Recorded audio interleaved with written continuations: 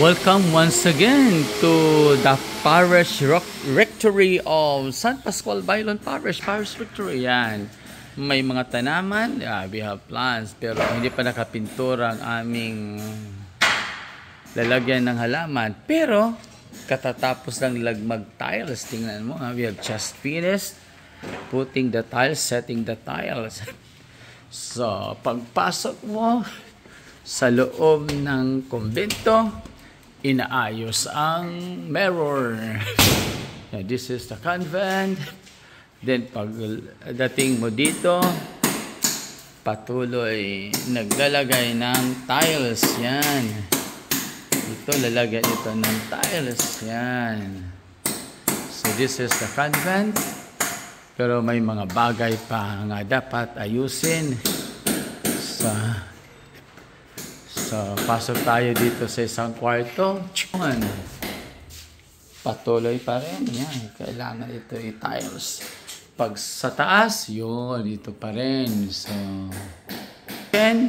hindi pa tapos. So, dito rin sa kitchen.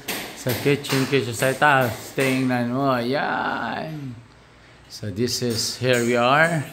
So, palabas ng kusina. This is a new dirty kitchen, pero hindi pa rin tapos, madumi pa yung bagong lababo doon, pero hindi madumi pa rin kasi hindi pa tapos, inaayos pa ang among dirty kitchen. So palabas, ito bagong kwarto. So palabas tayo, palabas ng palabas. This is the office, hindi pa tapos, renovation. Yung schedule ko, yun, yan. Tapos yun, paglabas, yun, inaayos ang mga basura, yun.